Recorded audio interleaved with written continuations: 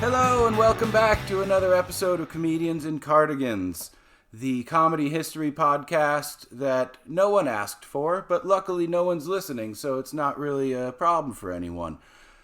My guest today is Morgana Ignis. She's an actress, writer, comedian, best known for voicing Sally Mae in the animated series Hell of a Boss, as Claire Atlas in Class Acts, and as Faye in Dracula's Ex-Girlfriend.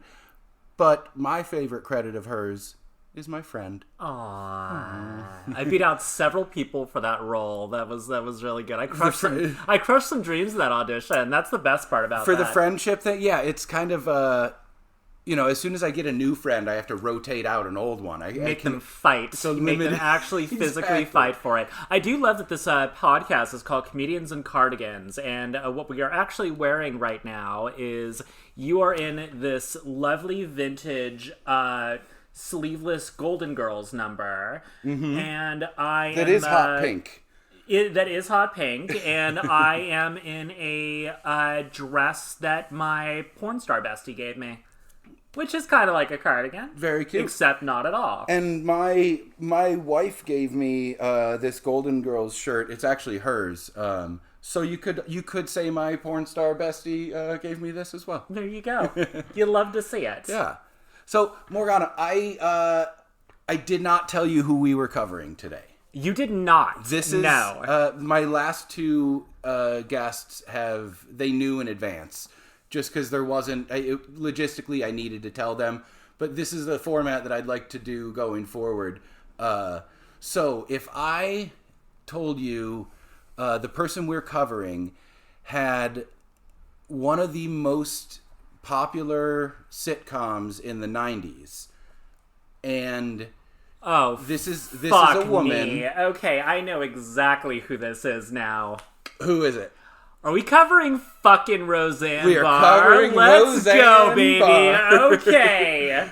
So today is all about how Roseanne goes from being a stand-up in Denver in the 80s to being in that the Daddy's Home music video, which is a MAGA rapper and Roseanne. We'll get there. Yeah, no, I'm already there in my head. Okay. You don't forget a thing like Roseanne Barr, current day Roseanne Barr, in cornrows. Yeah, looking like she just got back from a Caribbean vacation. And somehow, it's somehow completely wrong and also completely expected in the exact image you would have for somebody who's white trash derogatory instead of formerly white trash complimentary. Yeah, exactly. Which is just not a pipeline you want to go down, really. So, all right.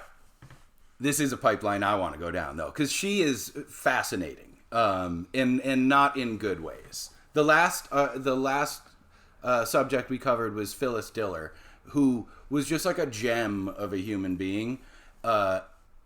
And I kind of fell in love with Phyllis a little bit, like researching her and stuff. And that was not the case with Roseanne. No, one of my favorite roles of Phyllis Diller's is actually her playing the Bride of Frankenstein. Yes. In the completely underrated Mad Monster Party stop-motion project from Rankin Bass. And it was literally just Phyllis Diller. Yeah. It wasn't even like she was playing the Bride of Frankenstein. It was just that the Bride of Frankenstein is Phyllis Diller. Yes. Yeah. She was only ever Phyllis Diller. Yeah, which that's all we wanted her to be. It's perfect. And kind of similar to Roseanne, too.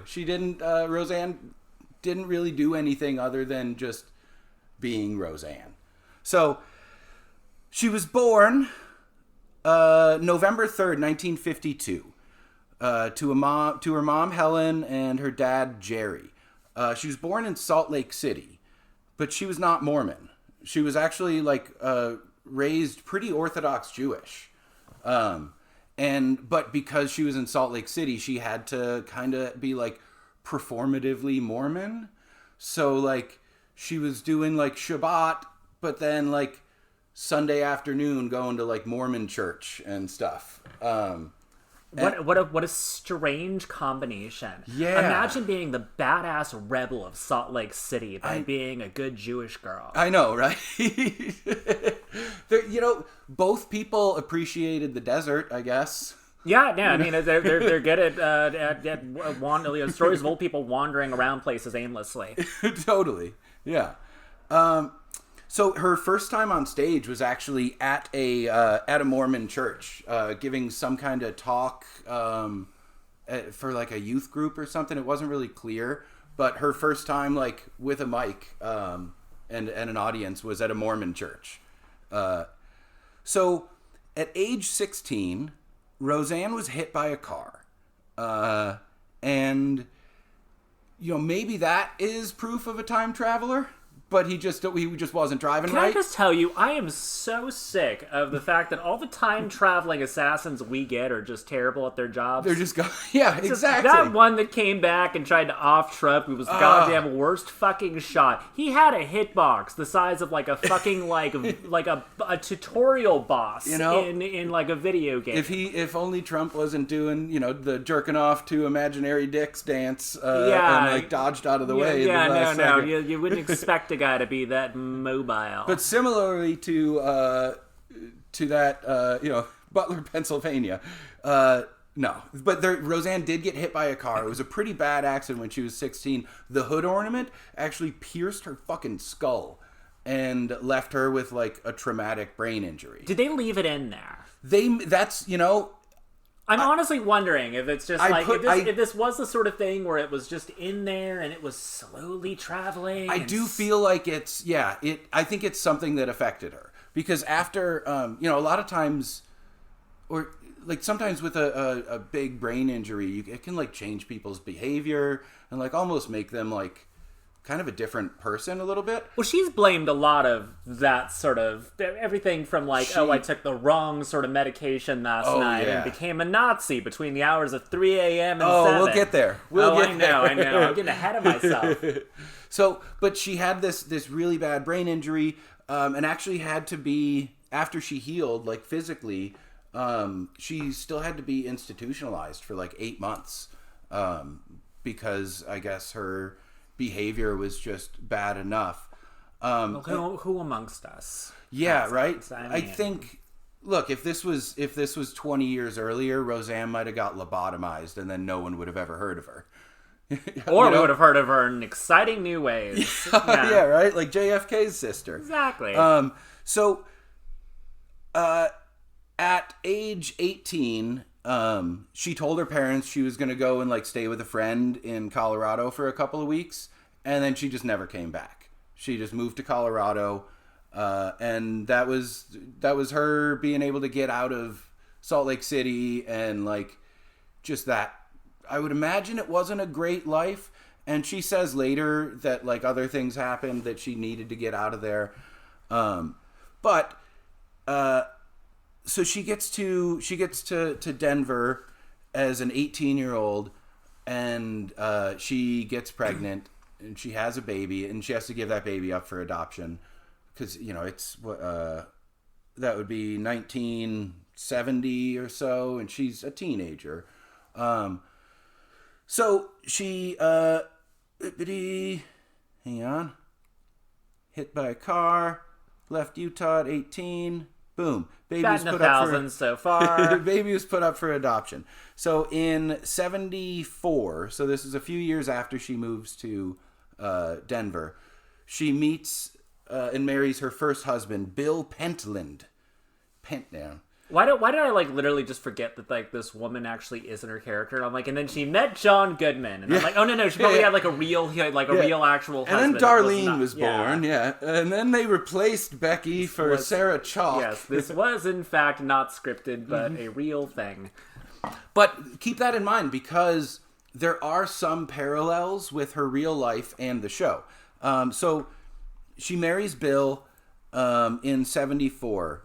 They have a kid the next year, Jessica, in 75, a kid the following year, Jennifer, in 76, and their third kid in 78, Jake. So 3 kids with Bill between 75 and 78. She began right around 1980. She was 28 when she started stand-up, like open mics and stuff in the Denver area. from what I understand, there wasn't a huge stand-up scene, but in the 80s and stuff, that was the big comedy boom. So everywhere, I feel like a city like Denver would, in the 80s, would probably have a better comedy scene than LA today. I feel like it's ebbed and flowed. For sure. Because I think that Denver, probably during that time, not the most exciting area. Mm-hmm. Denver now is not only wildly progressive, but absolutely flush with marijuana. So I think the comedy scene in Denver is probably significantly better now than it was when Roseanne was starting out. Maybe. But at this time in the 80s, that, like, comedy was just, like, blowing up everywhere. It was just kind of like a resurgence. So Roseanne's 28. She's performing around Denver. 1980. So 3 years later, she's on a road gig in shoot, I didn't write it down. It's either Michigan or Minnesota. One of the two. It's around a Great Lake. For sure around a Great Lake. There was water present. There was water and a whole lot of booze and probably some cheese. Which is all you need. Really. All you really that's need the Great at that Lakes. point. That's what makes the Great Lakes so great. It's 1983, and her opening act was Tom Arnold. Oh, wow. Of course. Yeah. Of course. And keep in mind, she is married at this point. She's been married for 9 years to Bill, but she meets Tom Arnold. At the time, he's really into booze and like doing a ton of coke. He's just a wild party man. And she's, trying to reinvent this housewife persona. So, like, they're probably not vibing much, but I am going to just go out on a limb here and say, as just some random guy with a podcast, they definitely fucked in 83. I mean, look, who could resist a young Tom Arnold? When you think about male virility of the time, look no further than a young Tom Arnold on the comedy circuits. I can't imagine how bad of a dick he would have with that much coke and whiskey going into his system. And this is boner pills. Yeah, but that's still an 80s Colorado 10. That's true. That is true. That is as far as that portion of, like, white suburban Colorado American, Tom Arnold was nothing short of a king. Yeah. Just a side note, Lindy once told me that I looked like a South Dakota 11. Nice. Okay. Goddamn. I think that's still an LA 4. It was at that point that you knew I must marry this woman. Yes, this is the one for me. So around 85, 86, things really start picking up for Roseanne. She books The Tonight Show. She books Letterman. And she also books a Rodney Dangerfield special. Around this time, he was championing a lot of younger comics at his club, which was called Dangerfields, and so he would get these younger comics up and give them a 5-6 minute set, and a lot of people, it would be like where their career took off. I think Roseanne had better success on the Tonight Show, but she played this same Dangerfield special that the former podcast subject Sam Kinison, that was his breakout performance. You know what? That makes total sense, but also, like, what an amazing era of comedy of just knowing Rodney Dangerfield giving young Sam Kinison his big break. That's lovely. And that was a really special show in 85 because it was hosted by Regis Philbin too. Like, Yakov Smirnoff was in it and stuff. It's crazy. That's incredible. You know, there was smashed watermelons as far as the eye could see. Oh my gosh! Yeah, there is speaking of Gallagher, there's a documentary that just came out that was directed by Josh Forbes. And I know he follows my Instagram page for this podcast, so I don't know if he listens. But sup, Josh? Shout out, because I really want to see that documentary. Anywho, in 1986, a very special and handsome person was born. You might call them a South Dakota 11. Oh, who could it be, podcast listeners? Did we find out at the very end? No, it was me. Oh, it was just little old me. What a surprise! This is there's so many surprises for me on this podcast. In 1986, this is a surprise though. Roseanne was actually offered the role of Peg Bundy on Married with Children. Oh, that would have been a very different show. Could you imagine? Because like I could see Ed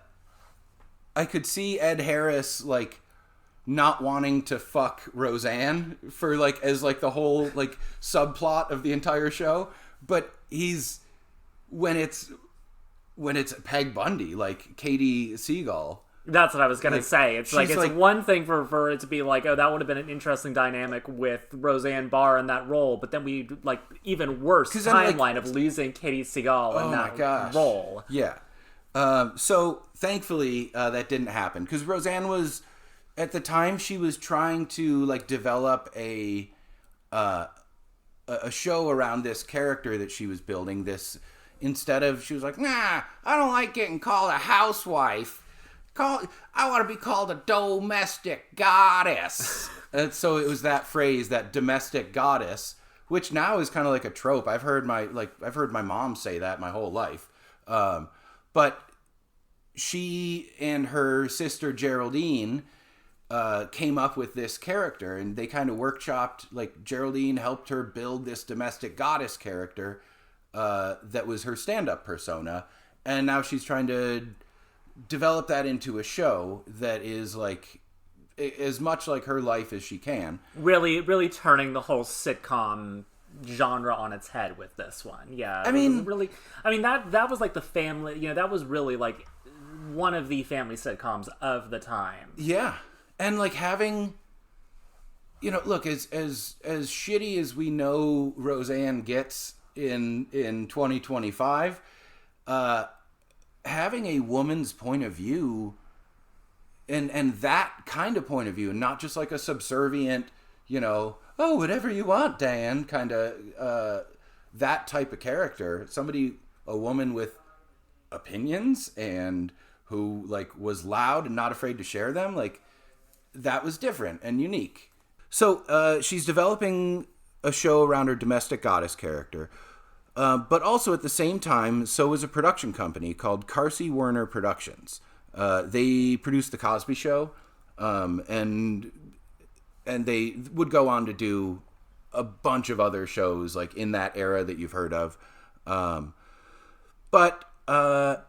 Back like previously before Roseanne Barr, things like The Cosby Show, that didn't have problematic people. Whoa, shit. Okay. What an era. What an era for family sitcoms. Well, let's just talk about somebody nice and wholesome like Woody Allen. Fuck, god damn it. All right. What about like maybe like a Louis C.K. Shit. Nope. You know what? I'm beginning to think that comedy is bad. No. I mean, so going back to fine. You were 100% right on like it's like yes, what Roseanne Barr was doing at the time was very empowering. It was really like kind of reclaiming and like putting the central focus on the wife in the situation as, kind of the focus of these, whereas usually she's just an accessory to the husband, which the shows are more about them being the main character and being what the center focus is about. Yeah, she's not just a prop in the show. She is the show. And the show was really meant to be significantly more relatable than a lot of other shows around the time. Like, this was meant to be your salt of the earth, like blue-collar American family. Yeah. That was what this was meant to be. Somewhat. So Roseanne in real life, her sister is gay, and her sister and her brother are both gay. So she early on in her career was trying to like have more visibility for like gay and lesbian folks, and like her sister Jackie in the show ended up being a lesbian, and her boss Leon was gay. So, like, in early 90s, like, you didn't really see gay characters on TV unless they were just a joke. or them being gay was like the only reason that they're there.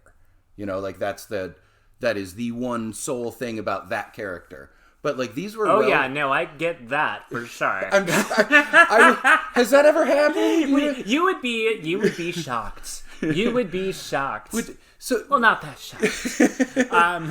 It's amazing. Like, imagine if they boiled down a person's entire soul into just one little weird queer aspect of them. You can imagine such a thing. I mean, here's the truth. It's really, you know, it's only been the last few years that there have started being just characters who being transgender was just an aspect of their character instead of that being the joke or the story that they are telling and nothing else.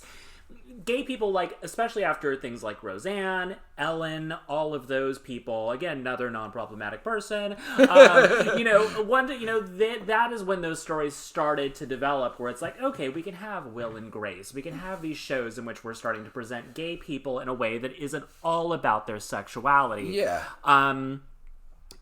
We're still kind of getting to that point with trans characters, which is why I stayed closeted professionally for so long. Was basically, it's just like, ooh, let's see what the casting and the casting listings are. It's like dead hooker, dead hooker, dead hooker. Jesus Christ.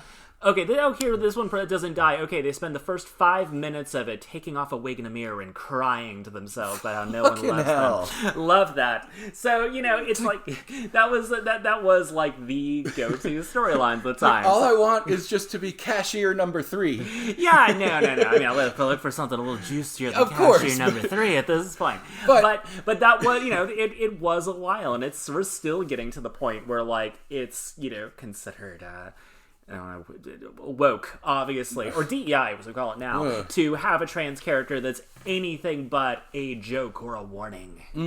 Yeah, it's like Hollywood used to do that with everyone. You know, I think, like, I remember when you couldn't have an Asian person on a TV show unless it was mentioned. Oh, of course. I mean, interracial couples for the longest time. Like, if you saw an interracial couple, that's what the movie was about. Was the whole... That was the plot of the movie what we were talking about there. So, everyone goes through it. But yeah, certainly at that time, Roseanne was kind of a huge progressive step in having a character like that in the show. It started conversations in a way that weren't really being had yet.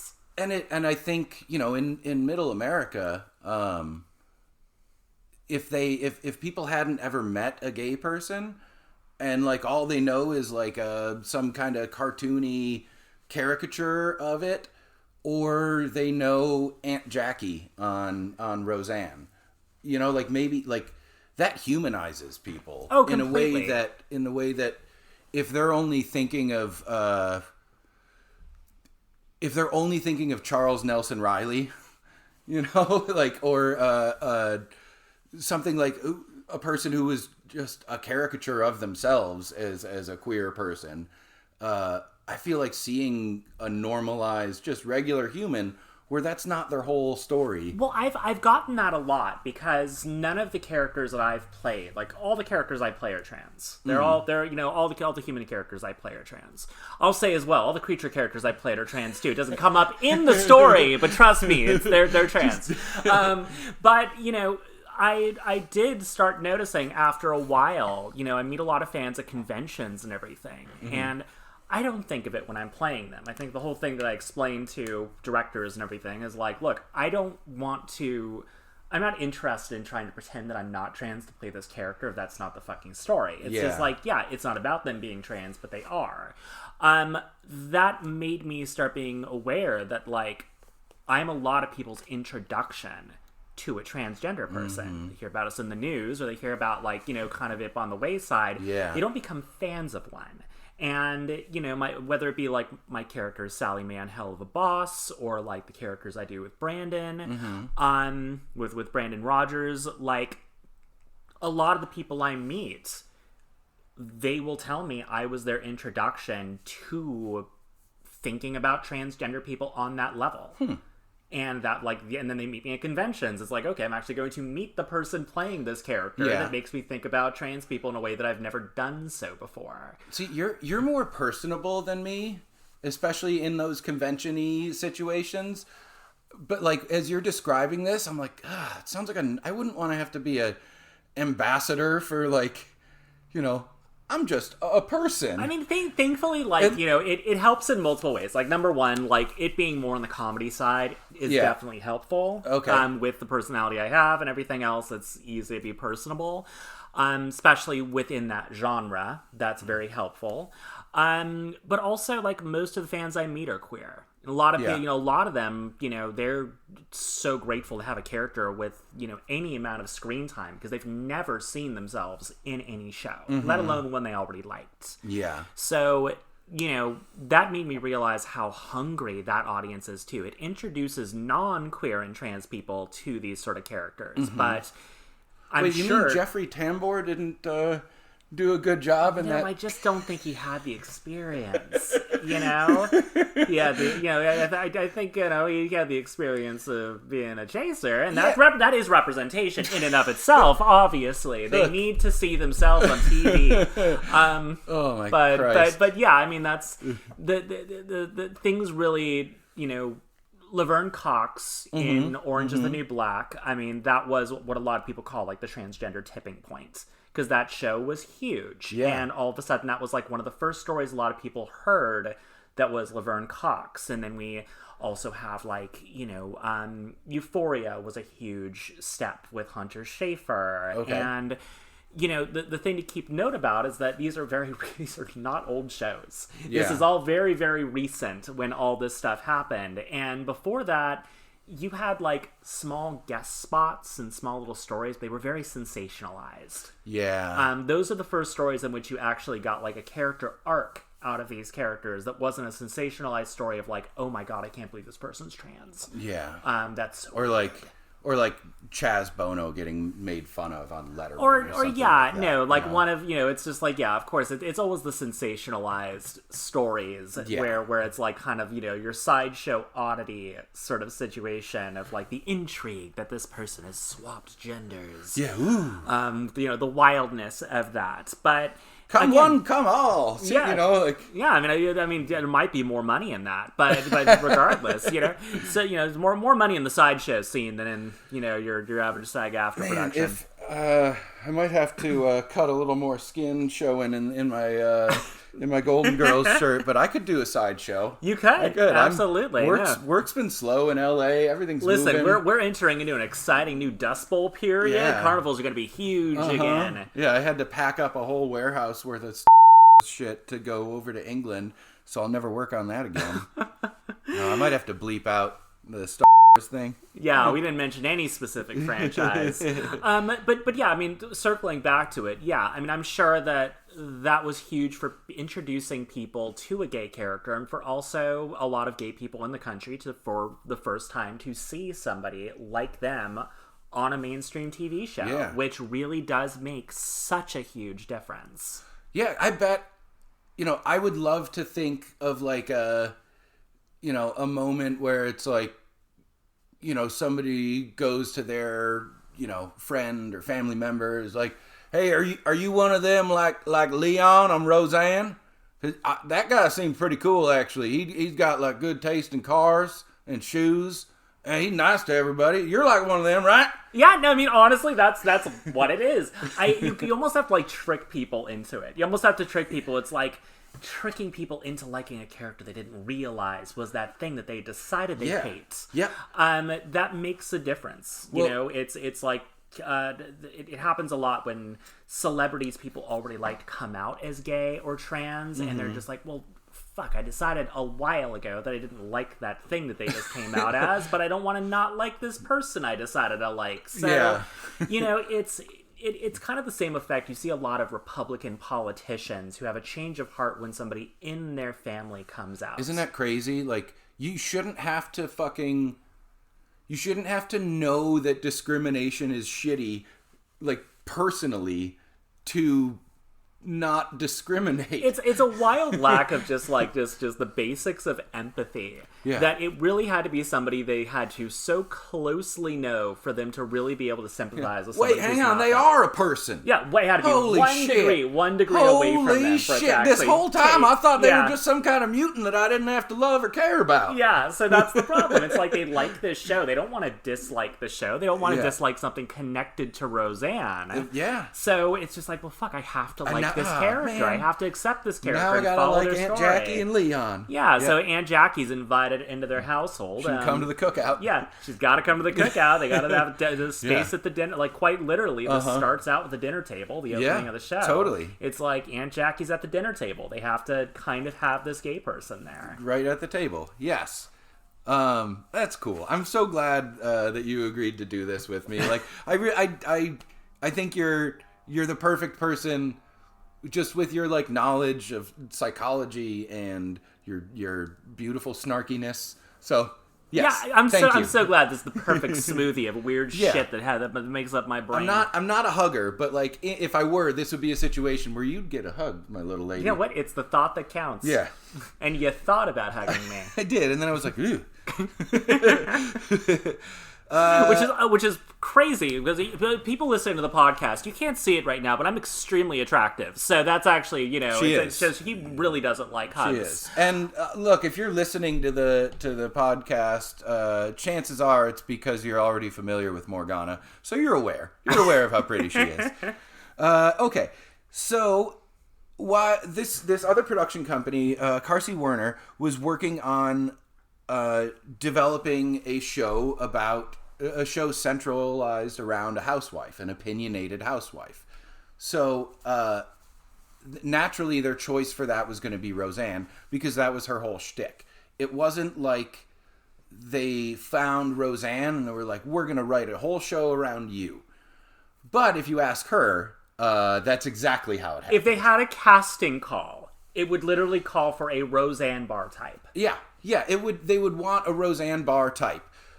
But the pilot episode of Roseanne was written by a guy named Matt Williams. He was a veteran writer, a sitcom writer. He worked on Cosby Show, Scandal Noted, and a few other things. But he was tapped to write the pilot for Roseanne. And one of the reasons people say that this is the guy that actually did the lion's share of the work in the pilot is because the show takes place in Lanford, Illinois, which is a fictional town, but by all accounts it's basically identical to this town called Elgin, Illinois, a Chicago suburb, but that's where this guy Matt Williams is from. So he was the writer, and WGA rules state that if you write a pilot, you are the creator of that show. No matter who goes on to write episode 2, 3, if you write a pilot and that pilot gets picked up, you are now the creator of, Roseanne. That is a Morgana. pretty sweet deal. But that's how unions are supposed to work, to protect people who create things. Which is why we need to destroy them at all costs. Yeah, sure. We make sure to say that into our phones so that all the fucking yes, if anyone's listening, all the tech bros, entirely too many workers' rights. That's the problem today. All the Silicon Valley libertarians, we submit to you. We submit to all of you. But yeah, so this guy wrote the pilot. Based around his life and childhood in Elgin, Illinois. After the first episode aired and Roseanne saw that the title credit said Roseanne created by Matt Williams, she lost her shit. And it was airing when the show came, like they were shooting when it aired. So she came into work and she was like, hang on a second. I'm Roseanne. That's my show. How dare you? I mean, I will say it is a little weird that, like, she's playing a character that is named after herself. Yep. And it says that she was created by this other person. Yeah. Like, that is a weird optics thing. It is. But that is, like, just standard WGA rules. Yeah. And that's just how it always has been. That's just how it is meant to work. If she was really adamant about that, she could have written the pilot. You know, I mean, like, maybe they screwed her over by not telling her, but, yeah, still to this day, even old reruns of Roseanne, or even the season that they tried to revive, it still says created by Matt Williams. And I just love that, because it's just kind of bitchy. Yeah, of course. So, that after that first episode aired, it was a huge feud between Roseanne and Matt on set. She, like, wouldn't let him come to set after a few episodes, and by episode 13 of the first season, she was like, if that dude's not fired, I am fucking out. And, like, she, you know, the show is called Roseanne, and she's Roseanne. Yeah, she took that as personally as she possibly could have. So that is when Matt Williams stopped working on Roseanne. There is so there were two writers that got their first writing jobs on Roseanne. One of them is Amy Sherman Palladino, who created Mrs. Maisel, and she's done a few shows. Not Orange is the New Black, but, like, something in that world, I feel like. But the other one, while we're talking about people who are definitely problematic, his first writing job on Roseanne, Joss Whedon. Oh, well, there you go. Yeah. I mean, I wouldn't say that I would consider Roseanne to be part of the Whedonverse. It is, though. But you have to consider it. I now only consider to be part of the Whedonverse. I will say that, yes, I now believe that Roseanne happens in the same universe as Buffy. They just never acknowledge it. Yeah, exactly. DJ grows up to be Paul Rubin's vampire. There you go. Boom. So, yeah. I just thought that was fun. Joss Whedon, Amy Sherman Palladino. So in 1987, Roseanne, remember how she had a baby and had to put it up for adoption when she was, like, a teenager? Mm. 1987, Brandy Brown reunites with Roseanne. Oh, wow. Yeah. So she's, like, 17 years old. And I think she was able to track her down because she was on TV. So somehow she was able to track her down. But, like, that's just kind of neat. That's fun. And hopefully, because they still have a relationship to this day. So hopefully, like, that girl was able to get some money out of her rich-ass mom who didn't raise her. One would hope. Right. One would hope. I would think so, especially if, like, she's got 3 kids already. Like, it's like, all right, well, let me get in on some of that. A little bit of that. You're at least feeding them. Let me get some, like, bread or whatever. Sweet Roseanne account. I would love some of that sweet Roseanne money. I'm just hoping, because Roseanne's the first subject on the show that is still alive. And she's pretty Sue happy. So I'm trying to be on my best behavior on this one.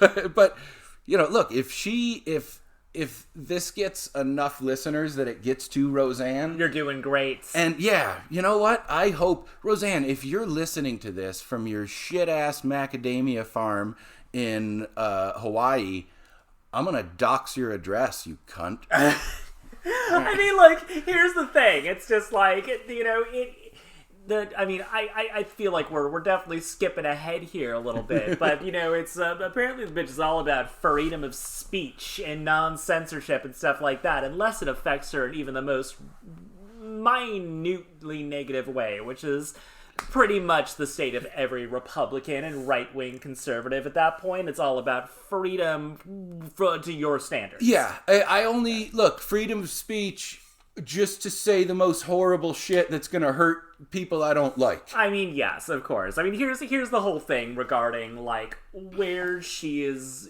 at now, if we want to get to that point, because I do want to get to that point, because we'll get up there for sure. We're getting close. We still haven't even got to her singing the national anthem, but we're close. Love that. So, in 87, Brandy comes back into her life. In 1989, Tom Arnold is hired as a writer on Roseanne. And he was hired to play Arnie on Roseanne. I just got Arnie is because his last name is Arnold. Yeah, they're really not good at coming up with new names on this show. Hey, what are we going to call Roseanne? Hear me out. You're never going to believe this. You're going to think about it. What do you What do got? we call Roseanne? Roseanne. And then we wouldn't have to remember a new name. Oh my gosh, think about all the time we would save writing the script. Literally ones of seconds. It's just her name. Oh, perfect. Wow, you are a genius. You deserve millions and millions for... Oh, I'm sorry, are you female? Oh, you gotta go. No, you gotta get out of here, lady. Absolutely not. Oh, I almost took your ideas. Where's the guy we can attach his name to this entire entire series? There's someone here series? in a suit with smoking a cigar. Can we get some misogyny over here? This lady wandered in. Delicious misogyny. So, speaking of delicious misogyny, in January of 1990, Roseanne divorced her husband, Bill. Is that the feeder? Oh, the auto feeder. Divorces Bill in January 1990, and then remarries Tom Arnold shortly after. This was a big news story around the time, and I know you were only born in like 2003. I mean, yes, obviously. Look at me. I am certainly a strapping young. Yes, that's what I am. So she divorced Bill, and she remarried Tom Arnold pretty quickly after. Do you want to take a guess how quick? Do you think it was weeks, months, or days? I'm gonna go with days. Okay. Do you think it's more than 5 or less than 5? I'm gonna say less than 5. I'm gonna say that she just had to get on Tom Arnold. She'd been waiting so long to get that 1983. Sweet Arnie. That sweet God, Great Lakes. Once again, you cannot fuck me. It's like resisting a Great Lakes 11 this entire 4 time. days. 4 fucking days between husband 1 and husband 2. 4 days too long, I guess, right? But I've been married coming up on 8 years now. I have friends that have 8 fucking years. Isn't that crazy? Jesus, that is crazy for an 18-year-old like me. I know. I can't believe I was 10 years old when you got married. The makeups that we were putting you in as a 10-year-old is technically illegal. Those hours you spent on set, 100%. You didn't even have a teacher there. We invented new types of skin conditions to give a child. Yeah. And that's what RFK wants. Exactly. No regulation. Let's put the children back to work and start slathering the chemicals. I want everyone to look like they're made of sand. Can I do an RFK impression? Well, that's what he fucking sounds like. Okay? We're just not supposed to jump. We're not supposed to do impressions of him. Yeah, fine. That's what he sounds like. He is a cis white man. I thought I could do impressions of cis white men. Apparently they're off limits now. It's canceling me. Look, we're not saying the accent is bad. We're not saying there's anything wrong with it. We're just saying that's what his fucking voice sounds like. Oh my Christ. Yeah.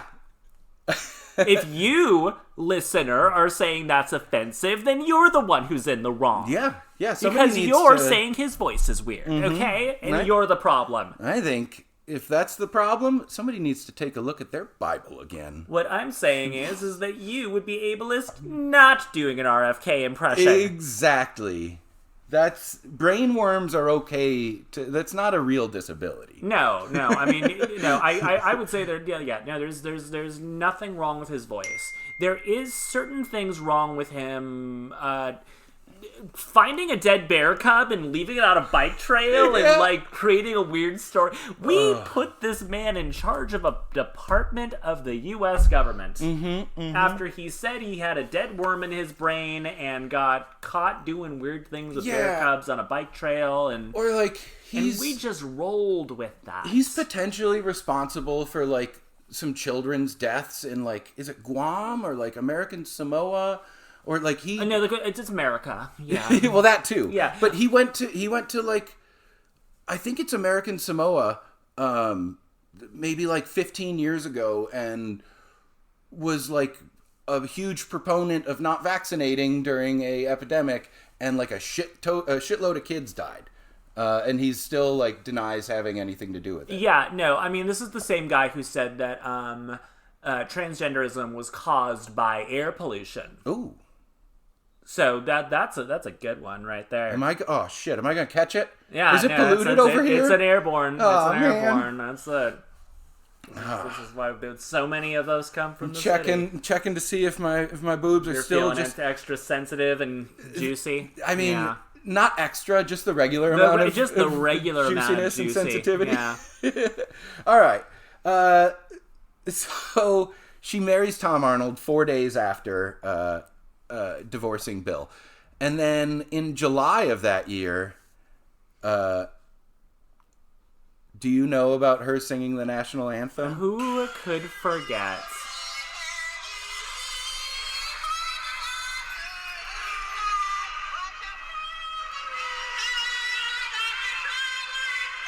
So I've heard that if you're singing I'm going to pause that for a sec.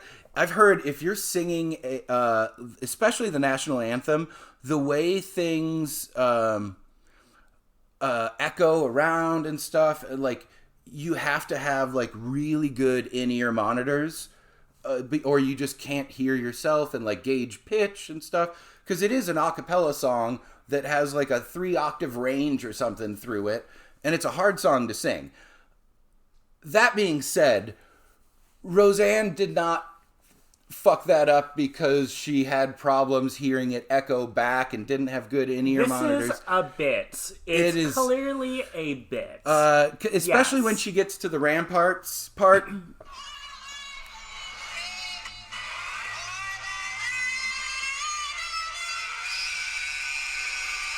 Isn't that terrible?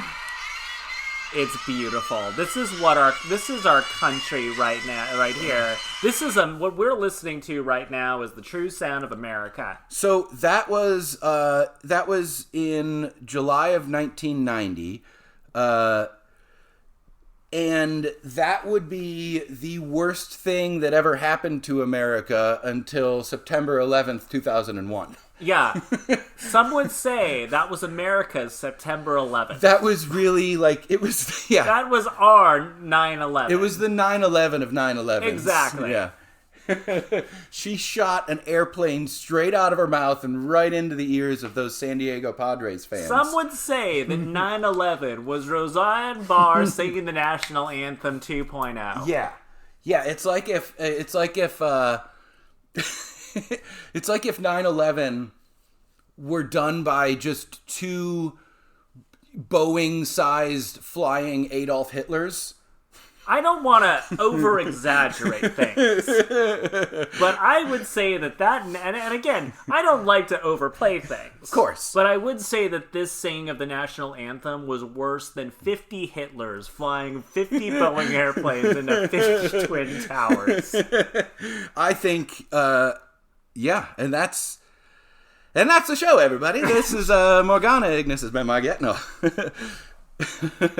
So, yeah, in 1991, so a year, the following year after her butchering of the national anthem, Roseanne's sister Geraldine, just like her and Tom Arnold, just like butt heads. They clash, and Geraldine has been her manager this whole time, from her stand-up days like on. They've been like they're sisters. They're really tight. And but now Tom Arnold's in the picture, and it's all just falling apart. And Roseanne cuts her sister out of like a big financial deal as the co-creator of the Roseanne character. So in 91, Geraldine, because she's like having so many issues with Tom Arnold and just like can't resolve things normally, she sues Roseanne for a little over $70 million in 1991. Which, imagine the Roseanne Barr brand being worth $70 million at any point in time. Yeah, exactly. And like, hey Siri, how much money is $70 million worth from 1991 to today? And I'm sorry how confusing that was. 165 million. In today's money. That is both shocking on multiple levels, both on Roseanne Barr being worth that much at the time and also inflation. Yeah. I mean, that was like prime boomers buying houses time. So, she sues her for the 70 million, and because she had like proof and like receipts basically that she had helped create this character, but because of the statute of limitations had expired, she did not get a penny. I guess they ended up reuniting at some point, but like it's a pretty awkward reunion after that much. Yeah. Especially since in the last 2 seasons, Roseanne was making like $20 million a season.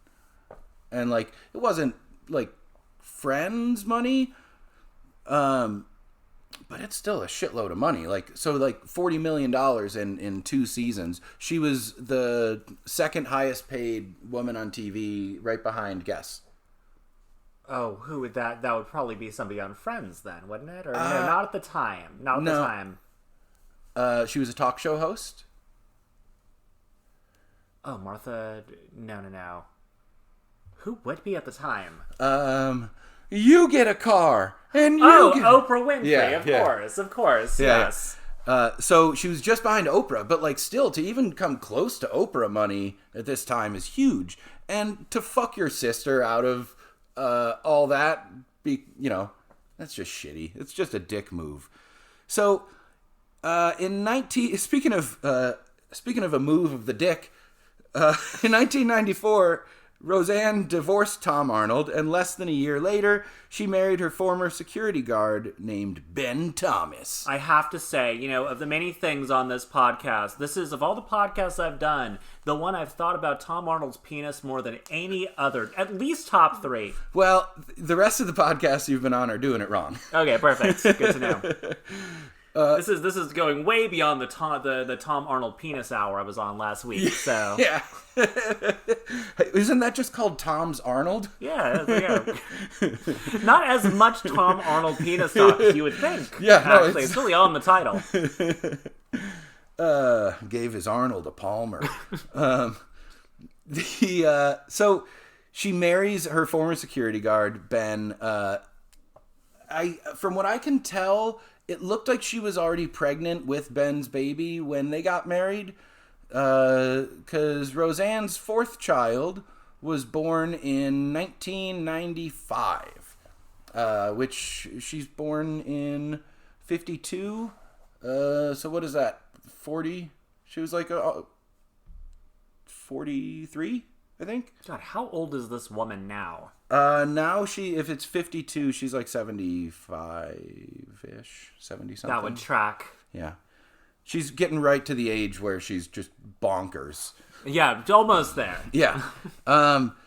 So she married the dude, had his baby in 95 when she was 40-ish. Buck Thomas was the kid's name. And like I wouldn't mention it, but he does seem to be involved with her world and politics. Listen, you are completely fucked if your name is Buck Thomas. to not be involved in that side of things. Do you and like if your name is, you have to do the thing from what is it? That Tarantino movie? Was it Kill Bill? Where he's like, my name's Buck and I'm here to fuck. Exactly, and you know he's said that before. You'd have to say like there's so many just different good rhymes. Like, my name's Buck and I drive a truck. My name's Buck, and I hope you have good luck. Exactly. There's a lot of nice ways to put it. It's not all lewdness with a name like Buck. My name's Buck, and I'm also a cook. Wow. This is where the slide whistle comes in. Let's do it. Wait, give me a... My name's Buck, and I'm a cook. Perfect. Oh my god. Yes! And we got multiple Foley going on. All right, perfect. I don't actually know if I can mute my computer while the recording app is still going. It's okay. It's I don't want to mess with it, but that was perfect. That sound, new comedic timing. And you see, listeners, ladies, gentlemen, theydies, and gentle them, we have a high production value here that involves both my cell phone and my wife's laptop. That is all the greatest technology we have to offer here. Yeah, so we're in the final season of Roseanne. Roseanne wins the Illinois State Lottery, $108 million. And that wasn't one of the highest rated seasons, but as far as Roseanne's real life kids were concerned, they actually really liked that season because it was showing her family, the TV family, that was kind of mirroring their own family, but showing them dealing with this new like economic bracket change. Because like Roseanne did like raise her kids in a trailer park, so she is like solidly lower middle class, or at least was. But then she was playing lower middle class on TV while she was making $20 million a season. So it's not, it's hard to like reconcile that. Look, this is very common within that archetype of like a celebrity that's meant to be salt of the earth. Yeah. But every single one of these celebrities, like whether it be her or Kid Rock or like any of these country music people. Kid Rock grew up in a fucking mansion. Exactly. And Roseanne Barr, like, yeah, she grew up poor and everything, but like she's been far removed from that life of being a poor person who was like lower income for a long fucking time at that point. And like it's even like the whole idea of like, somebody who owns a ranch who is a cowboy, it's like you don't own the ranch unless you've got millions of dollars. Yeah. Like there's no small just scrape and buy ranch owners or anything like that. No, the people who work on your ranch are broke. Yeah. If you are the landowner, you're a property owner and you've got money. The cowboy that you're trying to emulate right now would have hated the capitalist ranch owner that you are. They would have strung you the fuck up. Yeah. Yes. No, 100% you were the villain in that story. So Roseanne is about as poor as Steven Seagal is Asian. Precisely the way that I was going to put it. Yeah, I mean this is the thing. Again, it permeates even today, where you have people that are putting on like a cosplay. It's like it's a character, it's a cosplay, it's a costume that they are presenting to lower income people to be like, I'm one of you. Yeah. But they're not. Absolutely. It's like the Republican politicians and everything like that who always do the photo op at the state fair. They go out and buy an old pair of jeans and a button-up flannel, and they eat the first corn dog they've ever had in their goddamn life as they wolf that thing down. Yeah. So that people who actually do experience that every day are like, oh, they're like me. And that's literally all it takes. Look, he's wearing a hat. I can have a beer. He's got a hat on. I can have a beer with that guy. Oh my god! Look, he's just like me. He walks. He wears shoes. Oh boy! It's straight up like the lowest effort pandering you can possibly do. I tell you, a guy that wears a Stetson like that He's gonna fix the eggs. Yeah, exactly. Whereas you want to talk about just like people who are just scraping by, like just trying to make a living and everything like that. Yeah. It's fucking queer people. They're mooching off the government system. They're sucking off of that equality tit. Yeah, no, that's what cracks me up, is that they'll look at people like that and be like, oh yeah, Roseanne Barr is one of us. And meanwhile, it's just like all the people I know are 10 clouded up internet trannies to a household just trying to scrape by. So it's like that is that's your salt of the earth sort of working class just trying to make it by sort of people, God damn. So I just thought I saw an interview with her daughter Jenny saying that that last season, the 9th season, kind of sucked if you were the general audience, but I loved it because I got to see my mom on TV dealing with economic shit that we were actually kind of dealing with at home. So it was kind of back to mirroring our lives, and it was cool. And I just thought that was nice, and humanizes her kids a little bit, who've probably had to be put through a ton. I'm not going to mention his name, but we know a guy in the effects industry whose father is a well-known actor. Mm-hmm. And I can't imagine growing up and having to feel like I had to share my dad with the world, or you know what I mean? Yeah. So I would imagine it was probably kind of cathartic for her kids to see the character Roseanne have to deal with the stuff that Mom Roseanne was also dealing with.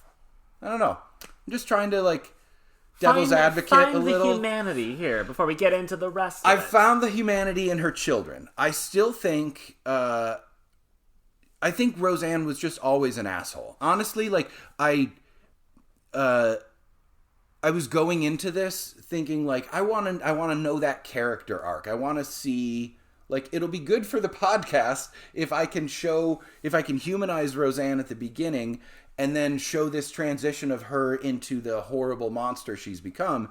And it turns out, no, she was just always a horrible monster. I kind of think the car accident when she was 16 just set her up to be an asshole for the rest of her life. Look, there are many different directions you can go in once you reach a level of success. You either become satisfied with it, or you get to that point where you realize it doesn't actually satisfy you in the way that you thought it would.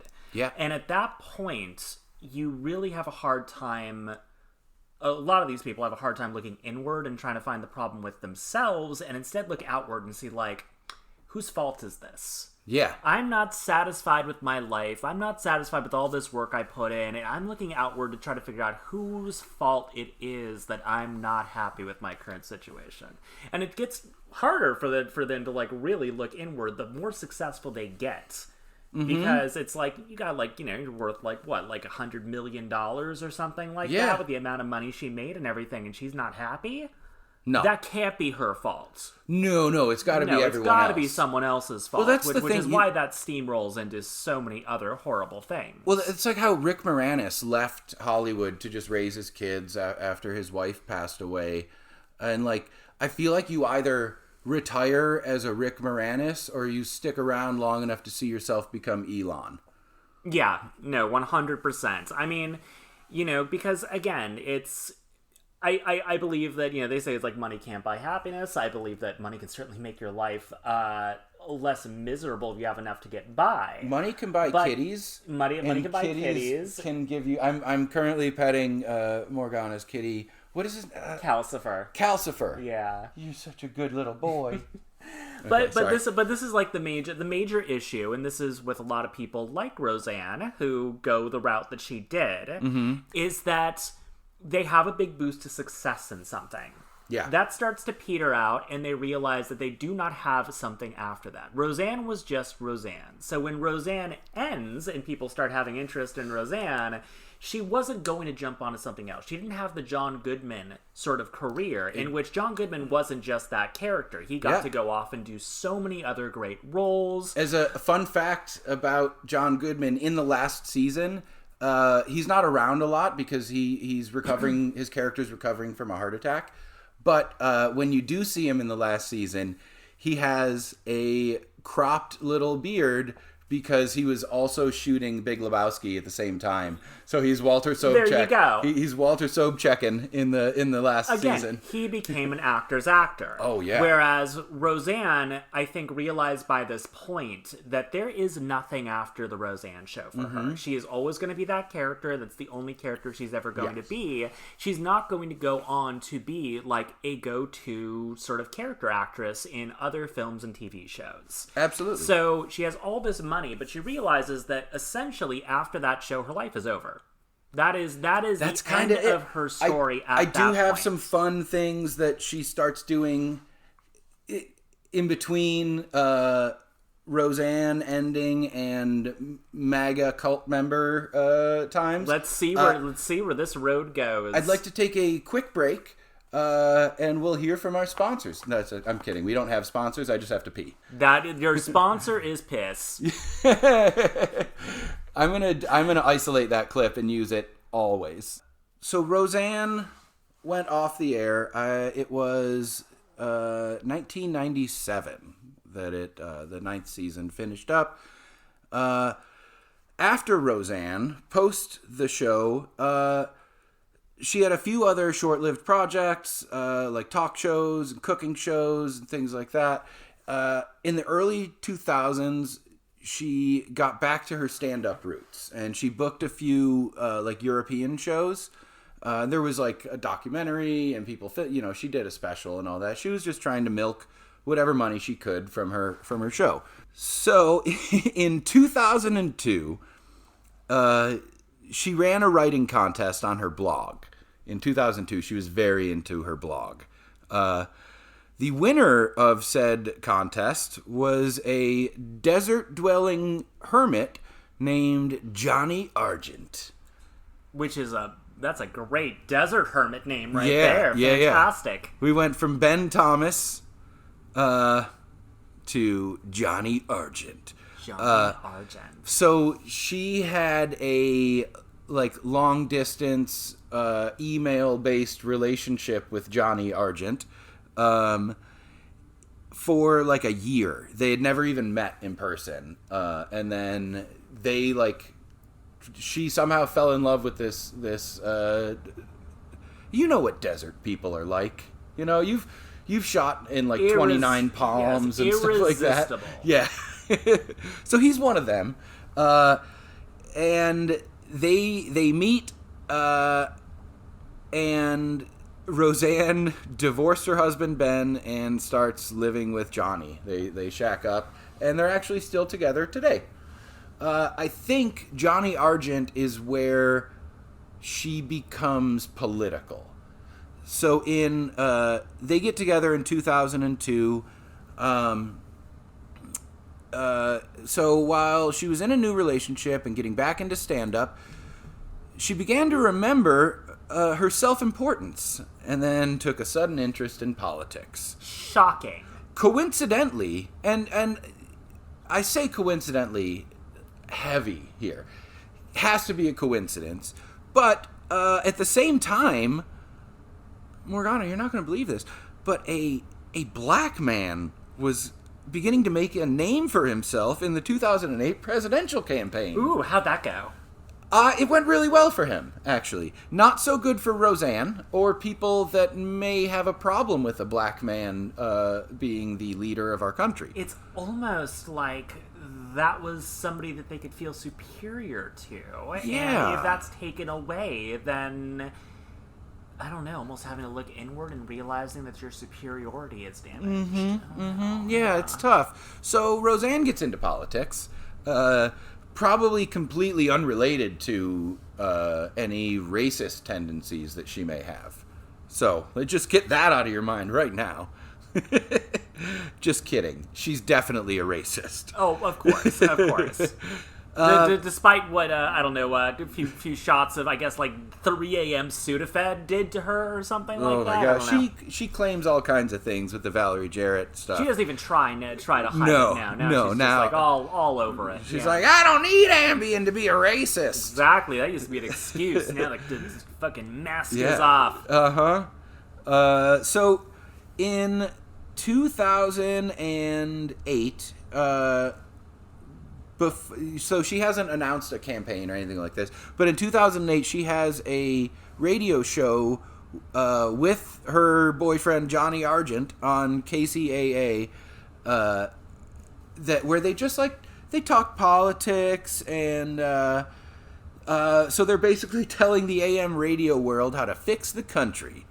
And initially Roseanne's politics leaned more traditional libertarian, which I think of traditional libertarian as I'm going to use my guns to protect my weed farm and my gay marriage. Yes. No, it isn't quite outwardly, I'm not telling other people how to live their life, but as long as no one tells me how to live my life, we're all good. Yeah.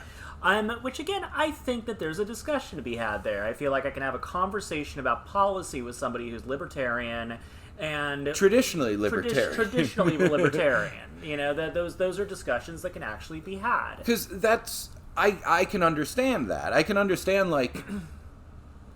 you know what? If you wanna go and get all the gender affirming care that you want and shoot heroin and own a tank, hell yeah. Listen, I speaking as a queer trans woman in this year of 2025 with the current federal government that we have, yes, starting to very much sympathize with the notion of government stay out of my business and off of my property. And you need a goddamn tank. And a tank. And I think I deserve a tank. A killdozer kind of situation? 100% deserve a tank. Hell yeah. I support that fully.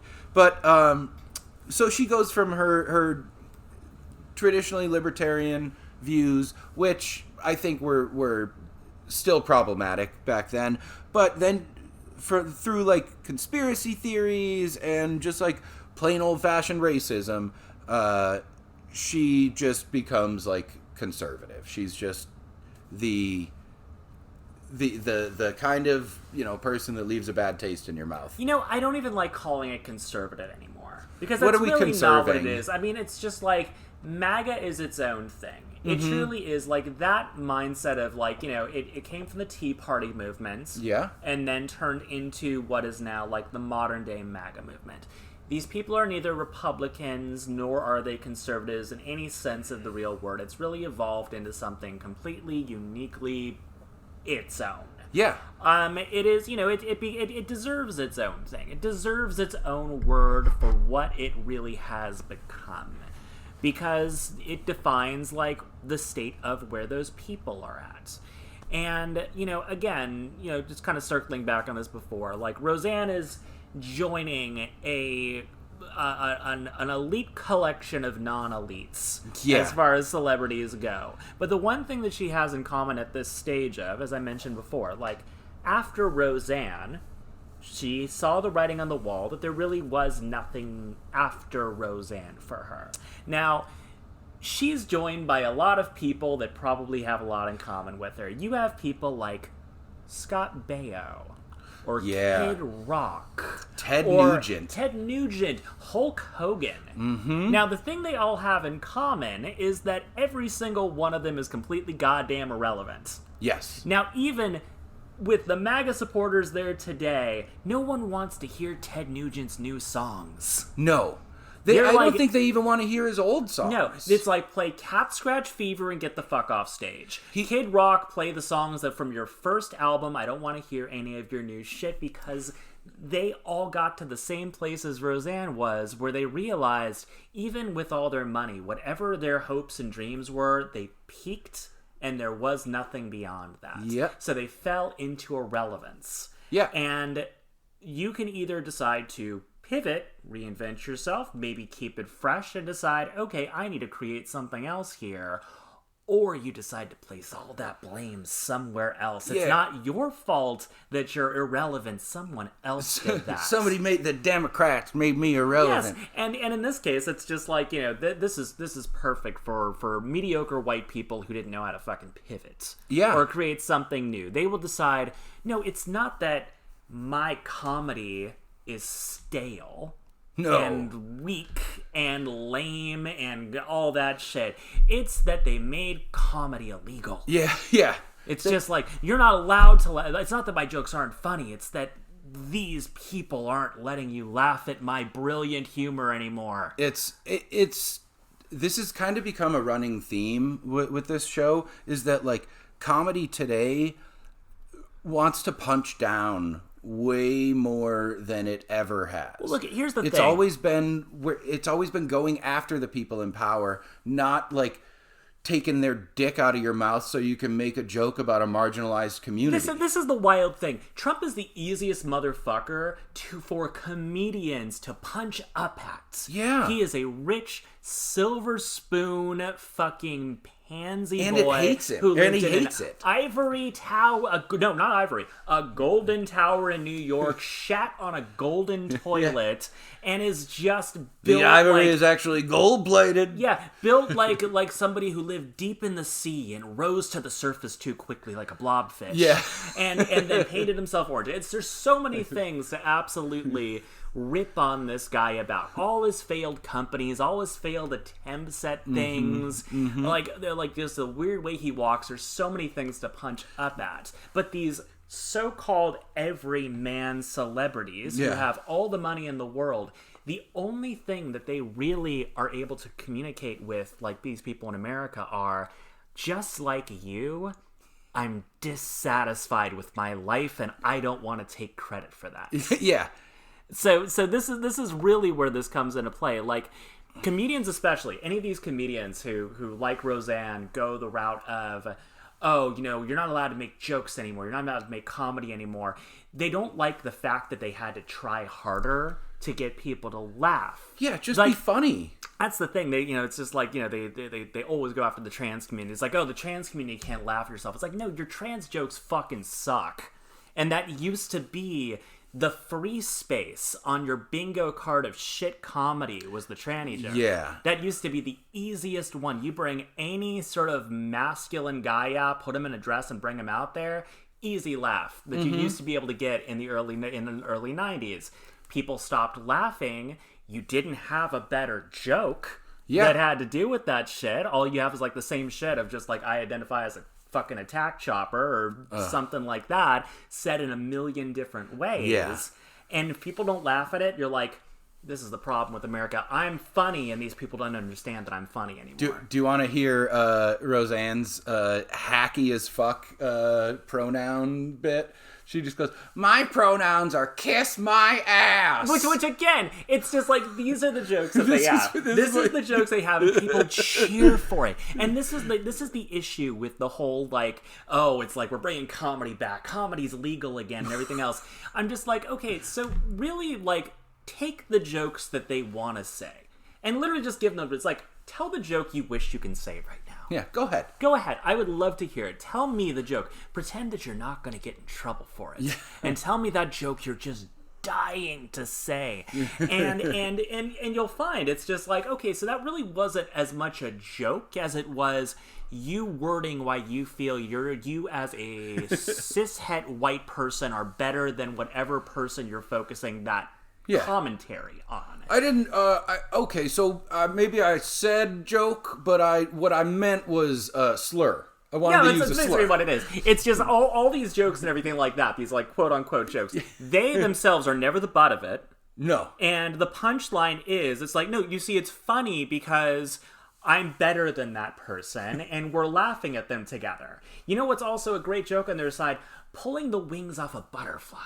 Yeah. It's just like they made that comedy illegal. The idea of just like torturing a small animal, that used to be really funny. Oh man. You know? Or it's like hey, I was just joking. It was just, hey, it would be really funny if we fucked. I mean, only if you want. But or you could just send me some naked pictures as a joke. Cruelty is the point. Yeah, and that is for a lot of these like supposed comedians who talk about comedy being dead and you can't tell jokes anymore and everything's gone woke and everything. What they really mean is that people started being more aware that the things they were saying were not necessarily funny, but just laughing at their own cruelty towards somebody else. Yeah. Because of the spread of the internet, people got more diverse in who they knew. They got more diverse in the stories that are out there. They weren't depending on the same few channels presenting stories. So instead of having to depend on a show like Roseanne showing you what a gay person was, you're online. You see it all the time. You have influencers. You have user-generated content. And people, especially of a younger generation, are like, well, wait a second. I don't really like that gay joke because I like gay people now. Yeah. And I know a bunch of gay people I follow online, and that's kind of fucked up that you're saying that about gay people or black people or Asian people or anything else or immigrants. I follow these TikTokers who are every single one of those things, and that joke's fucking mean. Yeah. And also not true. So, that is the whole idea of this, like, the attack on comedy from the woke left. What it's like what woke really means is that people started knowing more people and knowing more different kinds of people, and that made the easy jokes for these comedians, which were just centered around let's laugh at the people we think we're better than. Yeah. Very difficult to, get an audience to enjoy. Unless it's an audience that really does want to just revel in cruelty because they're looking for someone else to blame for how shitty their lives are. Yeah. And maybe I'm off base here, but I feel like the best comedy, not even that, I feel like comedy just in general should come from the bullied, not the bullies. Oh, absolutely. Look, it's funny to me, especially when I hear that, people are just like, oh, trans people don't know comedy and they want to kill comedy. They can't laugh themselves. The most fucking feral shitposters I've ever met in my life. The absolute gods of raunchy comedy and memes and everything else are all fucking trans girls. They're all the ones who fucking repressed and went online and created the most feral comedy you've ever seen in your goddamn life. And they're the ones making the real edgy comedy online. The real unexpected stuff. The shock humor that is shocking because it's unexpected and not shocking because it's like, wow, you really said that. Yeah. And really just told a bunch of people that you're a straight up bigot and Nazi and you don't seem to care. It's like, that is the best humor that I'm finding are like from trans girls who also are like dirt poor on OnlyFans, like, shacking up with like a house full of other queer people. And they're coming up with the good comedy because that's where the good comedy is always come from. You have to have some kind of pain or struggle or like you have to know what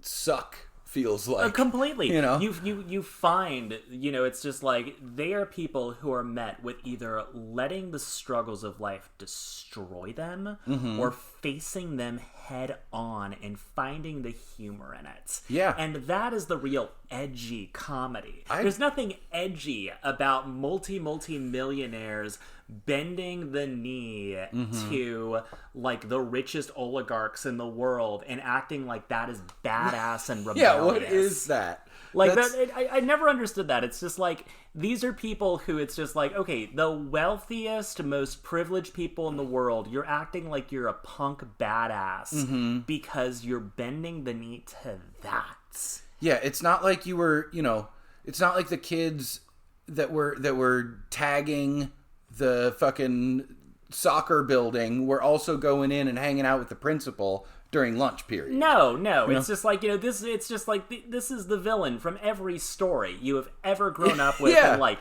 it's so weird to me that people are just like, who was really just cooking? Palpatine. I really it's just like, I want to hang out with that guy. That's the real hero of this story is Palpatine. Yeah, it's like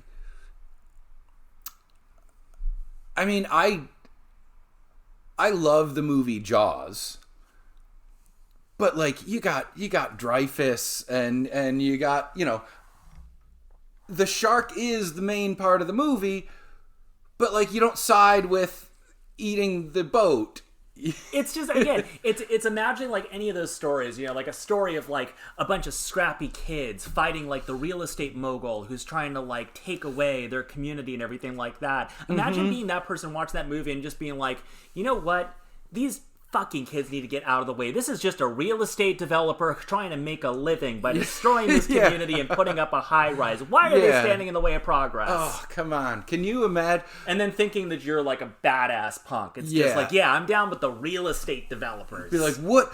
That woke Kevin McAllister putting out all those traps to hurt the wet bandits.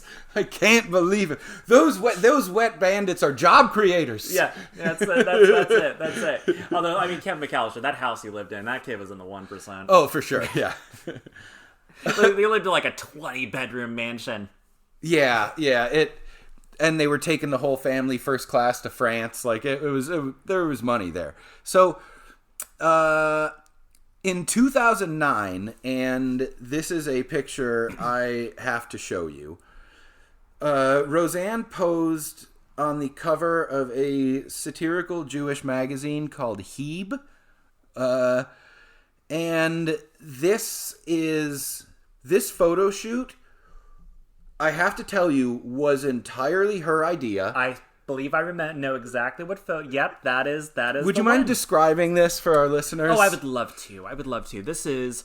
Let's start. So she's wearing a lovely red apron with a beautiful black and white checker on it. Mm-hmm. She is holding some cookies. Oh yeah, she did seem to have burnt the cookies that she's taking out of the oven. They've got little sad faces. They got little sad faces, X eyes, and everything like that. So she clearly in this photo she's not very good at making cookies. And also, she's dressed as Adolf Hitler. Oh, yeah. See, there's the thing. I love that little detail there. Yeah, so she's dressed as Hitler. As Adolf. She has the mustache. With the mustache, the swastika armband, and everything else. This great look on her face. And I believe those burnt people-shaped cookies I don't want to assume those are Jewish cookies, but one would, kind of put two and two together as to what the point of this shoot was. So Roseanne was like, hey, I got a really funny idea for this Jewish magazine, and then she did that. But again, this is coming back to my point before, where people talk about shock humor, and they talk about like all of that, where it's just like, when you are actually like, she's not Mel Brooks. No, this is not the producers. This is somebody who's actually at this point now really aligned herself with people who are racist, who are white supremacists, who all most likely do not even know whether or not she is Jewish or not. All they see is somebody who is speaking for the "they shall not replace us" crowd, and is deciding to cater to that. Now the thing is that the audience that is watching her are probably the ones who are applauding this, the ones who are loving this, are probably ones who don't have a completely unfavorable view of Hitler. Yeah. So as far as shock humor goes, it's only shocking in the sense of like, wow, you have decided to really isolate everyone but the Nazi crowd with this one. And that's shocking in the sense that it's just a major, like, downward facing lateral move. Yeah. Yep. So she's really doing great these days. So around 2010, she becomes disenchanted with LA, and she buys a 46-acre macadamia farm in Honoka'a, Hawaii, which is on the Big Island. It's a little north of Hilo. There's a big beltway that kind of goes around the Big Island. So it's like you'd pass it going between the two big cities on the Big Island, Kona and Hilo. Sometimes you just need to settle down and just take some indigenous land. Yeah. She had a spare 1.78 million laying around, so she just, without ever seeing this place, just bought it got some nice indigenous land, and set up her macadamia farm with Johnny Argent. Johnny Argent. So yeah, she still lives there today. During that time, there was a short-lived reality show that she had called Roseanne's Nuts, like apostrophe, like, are they her nuts possessive, or is she just crazy? Either one, comedy gold, whatever direction she's meaning to go there. The only episode worth watching is the episode where she has Phyllis Diller out to her home in Hawaii. It was like a few months before Phyllis died, and they have a great time. Phyllis gets hammered drunk at like a jazz bar with Roseanne and Sandra Bernhardt. It's worth watching, but only for Phyllis. Only for Phyllis. Always for Phyllis. In 2011, Roseanne announced on Leno that she would be running for president. She also stated that she planned to run for Prime Minister of Israel, but that she didn't follow through with. You're saying neither of those were a successful bid. Well, hang on. So she would formally file with the FEC as a Green Party candidate a few months later.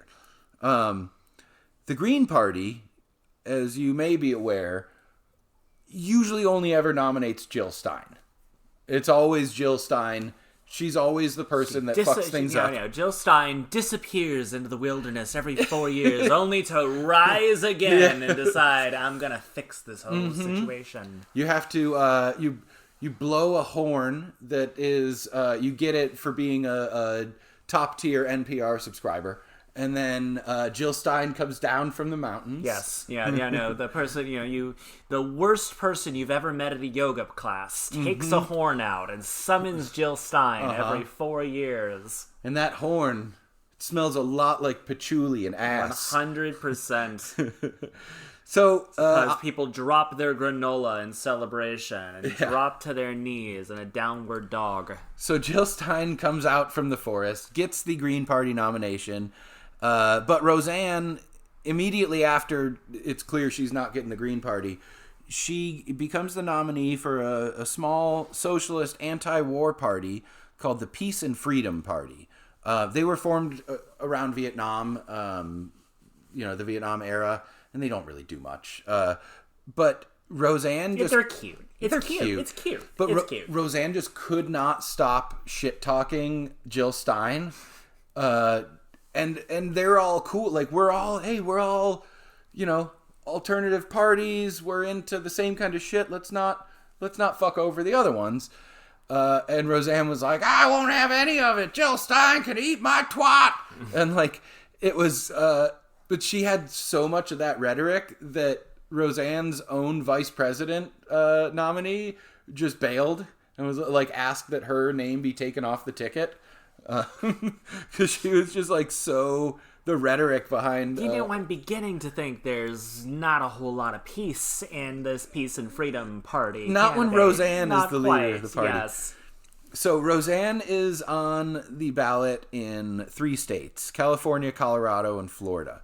She ended up coming in the 2012 election. She ended up coming in 6th with 67,326 votes. That's, you know what? That is quite a few people ready to vote for Roseanne Barr to take it all. I can't believe that. And it wasn't just in those 3 states, because there are other states that allowed write-ins. But almost 70,000 people voted for fucking Roseanne. What year was this? 2012. Okay. They were so upset that a black man had been president for 4 years that they're like, hey, Roseanne, I'll take Roseanne over Barack Obama. It's just like, it was Roseanne Barr in 6th place. A few years later, that spot would be taken by a young, late Harambe. Yeah. Yeah, right. Dick's out for Harambe, though. And I'm sorry that gorilla had to die, but it is pretty cool that he had the first written code of laws for human society. You know what? He was a fine leader. I'd still to this day vote for Harambe over the current administration. Anybody that wants to get my Hammurabi's Code reference, I really appreciate that. Get at me. So Jill Stein came in fourth. She was on the ballot in 36 states. She came in fourth with a slight jump from Roseanne's 67,000, 469,000 No, she votes. just wanted it more. In 2012, Roseanne tweeted the home address of George Zimmerman and called for vigilante justice for the murder of Trayvon Martin. Pretty cool. Pretty cool. You know what? I would say based Roseanne Barr based moment. as fuck Based Roseanne. as fuck Roseanne Barr movement. Yeah. I wouldn't have... If I wanted to paint her as just an asshole, I could have very easily left that out. And that's the only redeeming thing in this whole story. But it's really funny because... unfortunately, the address that she tweeted was Zimmerman's parents, and not anyone who murdered Trayvon Martin. I'm going to go slightly back, less based than previously thought. So a mob descended a flubbed attempted moment at being based, unfortunately. Let's see. The parents of George Zimmerman sued Roseanne, but a summary judgment was granted by the judge in Roseanne's favor. I don't know how. So she never had to pay them for doxing their address, but whatever. The legal system wins again. I mean, they did raise George Zimmerman, so like they couldn't be perfect. Exactly. Look, I am not here to defend the parents of George Zimmerman. That's not quite why I'm on this podcast today. and I appreciate that. So Roseanne's first support for Trump came in 2016 when she said, quote, "I think we would be so lucky if Trump won, because then it wouldn't be Hillary." That was her reasoning back then. That was a lot of people's reasoning back then, unfortunately. Wasn't it, though? So on March 27th, 2018, ABC released the 10th season of Roseanne. Huge ratings. Had almost 30 million viewers in that first episode. 3 days later, ABC ordered an 11th season. So they didn't even let the second episode air, and they were already like, we're doing another season. We're all in on This Roseanne. is such a fucking cash Which, cow. again, is a major thing, because as mentioned before, in all this time, there really was no point of relevance for Roseanne Barr other than the fact that she was that woman who had that show, Roseanne. Mm-hmm. That's why people watched it. That's why people listen to her podcast and everything else. It's just like she was this character. People are nostalgic for this character. And now it's a chance that it's not quite a new thing, but she gets the old thing back. So she's riding high. All she's got to do is not fuck this up. She's got a guarantee for another season. She's making money hand over fist. All she's got to do is just, not do anything stupid or public and blatantly racist or just overtly shitty towards other human beings. The bar is so low. The Roseanne bar is set so low. It's so low, this bar. A bar, if you will. Yes. So the season ran through May of that year, March through May. The finale episode for that season aired on May 22nd. 7 days later, Roseanne tweeted that Obama's former senior advisor, Valerie Jarrett, looked like, quote,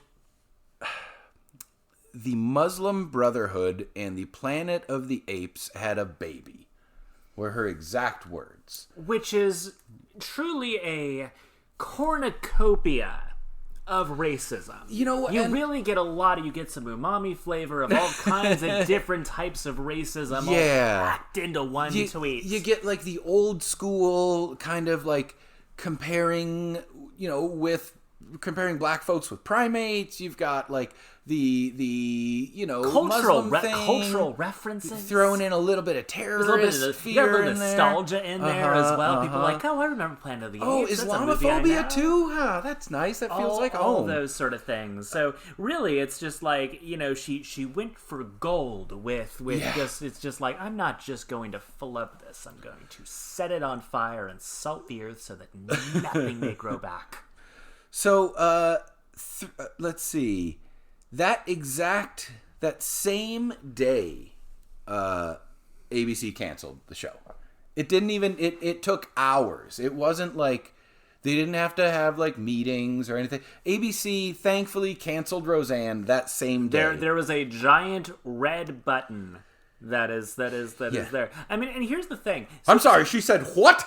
Yep, just open it up, slam the button, shut it down. Now, here's the thing. So, as an actress, every contract I sign does have a morality clause in it that basically says, it's just like, look, if you start talking Nazi shit and do stuff that makes the network look really fucking bad, we can fire you. Yeah. And that alone, that thing right there, that's pretty damn against your contract to go that far down the lack of morality and just full blown racist on multiple levels. Yeah, it's like she had so many years like fading into obscurity.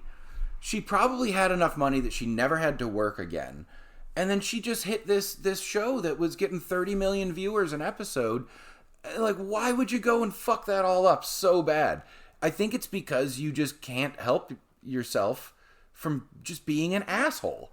No, I think you do reach that point. Again, as we stated, cruelty is the point. It really... That is the point of all of this, of just like the idea of superiority, making sure that regardless of any situation you're in, you can state, I am better than this person, I am better than these people don't deserve to have the position that they're in, and if you remove that person from the lineup of people, you are one step above them. Yeah. You get to be a little bit higher on that totem pole. It's just so icky. Like, I feel like like a curtain on the world has been pulled back in the past few years. It was like when we, It was like when we found out Chris Martwinski was a serial rapist. Yeah, no, exactly. And it's like, again, oh wow, I hung out with that guy, and like, here's the thing though, and this is kind of how I view a lot of it now. So, imagine a swimming pool. It looks, from where you're staring at it, looks very clean, looks very clear, looks very nice. It's a hot day. Yeah. I can go in. At the bottom of that pool is a thick layer of sludge and debris and garbage and toxic filth. And you can't see it from the top. It's always been there. It's always there. But then an earthquake happens. Ooh, that sludge is stirred up a little bit. All of a sudden, all that nasty shit that's just been floating at the bottom of this pool rises to the top. And you're seeing it, and you're like, oh, this pool's fucking disgusting. Yeah. Oof. I am so glad I didn't get into that pool. But the good thing is now you see it and you can start sifting it out. Is that sludge carrying tiki torches? Exactly. It's just like, oh, this is a Nazi pool. Yeah.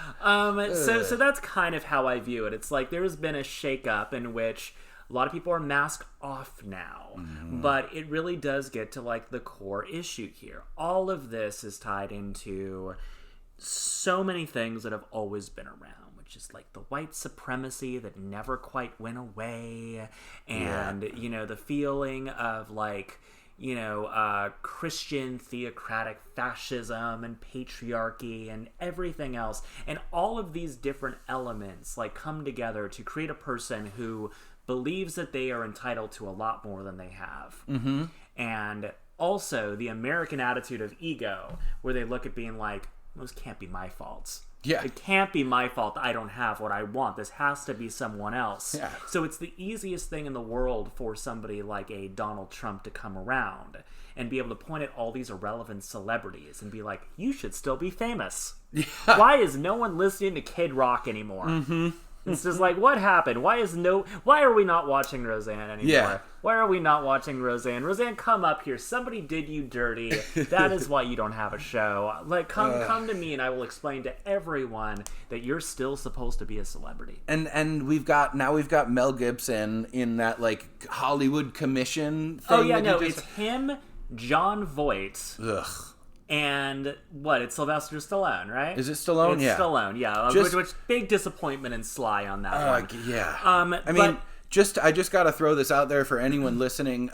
Mel Gibson's father, Hutton Gibson, has written multiple books about how the Holocaust didn't happen. With a name like Hutton. Yeah. Hutton Gibson. Yeah, he's not. Yeah. So here's the thing about all of this is just like, this is kind of what we're facing right now. Like right now, it's immigrants and trans people are like the number one. I hear about it every fucking day as I'm waking up to whatever fresh hell, where it's just like, oh good, I can't wait to find out how I'm literally the reason that I guess eggs are expensive. Yeah. I don't know how trans people got a hold of that industry, but apparently we're the reason that eggs are expensive. We don't even fucking make eggs, and we're the reason that eggs are expensive. You see, what they're doing is they're taking all the chicken eggs and trying to put them up in their surgically added ovaries. No, I mean, my favorite thing yesterday, it's just like, the reasoning behind it doesn't have to make any sense. Last night, Trump said, during his address to Congress, that we're spending $80 million or something like that turning mice transgender. Transgenic. Yes, he doesn't. I love that you posted that. He does not know what the word transgenic means, so he said transgender, and they said that to Congress. He actually created that and then said that to Congress. Yeah. So the thing is that he's trying to get certain minorities to vote for him, but at one point it was, the same thing was done with black people. At one point in American history, it was the Chinese coming over with the immigrants, and they were the ones ruining everything. There were questions about what would happen to children in bathrooms during the Civil Rights Movement. 100%. At one point it was the Irish. Yeah. It's always like these people will always find a way to point at a group and be like, that problem you're having in life, that life you have that you're dissatisfied with, you go home every day and feel like, this wasn't how I wanted life to turn out. Don't worry. It's not your fault. Yeah. I'm going to come along and say, hey, don't feel bad about yourself. You've actually done nothing wrong and are perfect. But this guy over here... This fucking trans person over here, this immigrant over here. This single mother feeding her kids with food stamps. Exactly. That right there, that money that they're stealing from you to feed their children is the reason that you don't have the life that you want. Yeah. Hey, just quick question though. Aren't you flying a plane made out of gold right now? Yeah, no, it's certainly not the fact that Trump is up there, a man who once again tries to present himself as a man of the people and literally lived in a gold tower in New York City, shitting in a gold toilet, is surrounding himself with the richest men in the world. And they are apparently not the problem. No. It is these broke people who are so poor that they are just desperate to risk it all to find a better life so that they can take care of their families and their children. Those are the issues. It is transgender people who are literally just trying to find happiness, live their lives, and it's like the thing that's holding me back is questions about what's in other people's pants. That is what it is. Yes. No. That the DEI is the reason that you're fucking things up. Right. So that's kind of where we're at with all of that. Is that Roseanne does join those legions of people, every single one of these celebrity speakers. A perfect example here is one of the main advocates, anti-trans advocates, is a woman named Riley Gaines. I don't know who that is. So Riley Gaines is a woman who is she advocates against trans women being in women's sports. That is her big thing. And she started because she lost to a trans woman in a competition. It was one trans woman in a competition. She says it's like, this trans woman took a spot that was rightfully mine and made it unfair. Now, here's the thing. That trans woman did not come in first place. That trans woman came in third place, and Riley Gaines tied for fifth. I remember hearing that story. I just intentionally didn't remember that woman's name because because honestly, if it wasn't for this situation, no one would know her name because she isn't a very good athlete. She's if that trans woman weren't involved in that competition, Riley Gaines still wouldn't have been on stage, but she became a symbol for mediocrity. Oh my god. And somebody who's on the mediocre side of things being able to point to somebody else and be like, it's not that I'm bad at this sport. Mm-hmm. It's that this person took my spot. Can we... Because I know internet gambling is a thing that people can do now. Can we place bets on how long it'll take Riley Gaines to either have a show on Fox News or become the press secretary? Well, she already basically does. Oh, okay. She makes her full career talking about how she was cheated by a trans woman. That is her. She makes all of her public appearances on right-wing news. She's everywhere. And she's always like, she's one of those people who will appear on every single right-wing talk show talking about how the left is trying to silence her. Man, it's got to feel like being in like a one-hit wonder band where like for 30 years you're just playing the same song at like state fairs and like, oh, you mean car like, dealership openings like and stuff. Kid Rock or Ted Nugent or any of the musicians. Well, Ted Nugent was only a one-hit wonder because all of his songs about fucking underage girls didn't quite get didn't slap heat as the years Cat went Scratch by. Fever. Yeah. So but you mentioned one-hit wonders, and that is that's a good note for it because Trump himself is kind of a one-hit wonder. He was the guy from The Apprentice. Yeah. And before that, he was just kind of known to be like this guy who at least had the illusion of having money. But he had a series of failed businesses. Do you remember me? I was the guy that published that full-page ad trying to get the death penalty for some innocent black men. Yeah, he was just a personality of being like a guy who had the image of villainous riches in New York, and then did The Apprentice, and he was like the "you're fired" guy, and that was his hit. And he had to find a pivot, and boy, did he find a pivot. Yeah, he sure did. That is the major thing with it. It's just this is all the celebrities involved here are people who aren't very relevant in other realms. I would say like the one celebrity they have who just kind of like was pretty high up there and then lost was Zachary Levi. Because he was a big RFK guy and then followed RFK over to Trump. But other than that, every celebrity that they have was somebody who was a one-hit wonder and is far removed from any real relevance they have. So the easiest pivot in the world is becoming a MAGA person. Yeah. Because every single person in MAGA will pretend that you're just as talented and worthy of being relevant today as you were in your peak. Totally. Which brings me to our final clip of the episode. A rapper named Tom McDonald. Oh boy! This is the MAGA rap that went. Well, that's a YouTube ad. Still more pleasant to the ears. Yeah, for sure. So.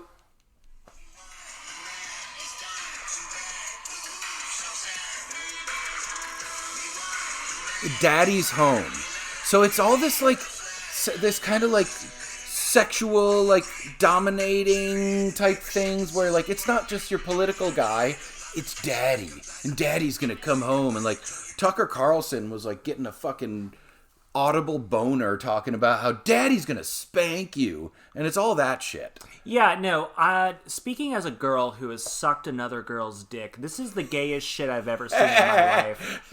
Hell yeah. This is so much gayer than literally clipping that part. anything a homosexual would ever do. So Roseanne got her own verse in that song. I didn't want to give it enough.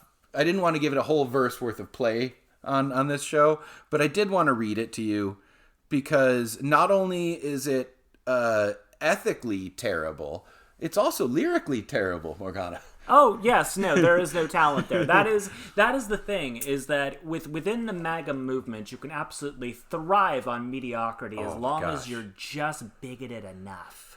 So her verse goes, "They tried to cancel me and say that I'm a racist. Try and take away my rights to go and say this." That's almost a rhyme. Yeah. Well, listen up, 'cause this granny's going bad. Why'd they try to turn Becky into Dan? One, it's not a rhyme. That's definitely in no way, shape, or form is that a rap. By the absolute definition of it. She had to shoehorn that transphobic line in there. They tried to turn Becky into Dan. First of all, Dan is a 3-letter word. It's 1 syllable. There's so many things that rhyme with Dan. You could, if that was the word you needed to get for your rhyme, don't start with bad, because his granny's going bad, and then Becky into Dan. That's not a rhyme. No, none of those are rhymes. The word man rhymes with Dan. By the sheer definition of what a rap is supposed to be, that doesn't qualify. And listeners, if you haven't seen a still from this video, it's, oh my gosh, her hair is ridiculous. It's also on brand at that point. It's just like you can't be too good at what you're doing in this movement, or else you start making the others in the movement feel bad. You have to make sure to have everything graded on that curve. Like when I when I got into makeup effects, it was because I had seen Evil Dead for the first time, and Evil Dead, the makeup effects seemed more like achievable, because it was all really low budget and stuff. So maybe that's the MAGA thing. You're saying this was their oatmeal blood. We keep it shitty so that we're not intimidating any of the other idiots around here. Yeah, no, but 100%. But again, this is, Tom MacDonald's a great example here, because this is not a good rapper. No. He's not a good lyricist or anything else, but what he is the epitome of a mediocre bigot who is of that people. So they can say they have one. Yeah. It's just like they can say they have their Eminem. They will go up and say that Kid Rock is a genius. He's not even their Eminem. He's like, remember that Canadian rapper Snow, who did that Informer? Yeah, that's about the level that we have here. Another white dude from Canada doing some real shitty rap, but at least that song is kind of catchy. This one is just like Roseanne looking like she fell asleep on a beach in the Bahamas, and somebody just braided all of her hair, and then she came back and was like, "I like it. Give me a grill." Yeah, no, that is where we're at with this. So, Morgana, that is the episode. What do you think? Well, I mean, look, this has been a journey. This has been an absolute fucking journey.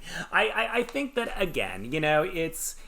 You kind of prepped me a little bit that this was kind of the general person we were going to be talking about within this sort of thing. Yeah. This is an interesting spot to be in entertainment right now, because, again, we're starting to, we're having a lot of discussions on exactly, what comedy is. Right wing trying to claim that comedy is, it's like, oh, we're bringing comedy back. As Elon Musk said, it's like, oh, we're legalizing comedy.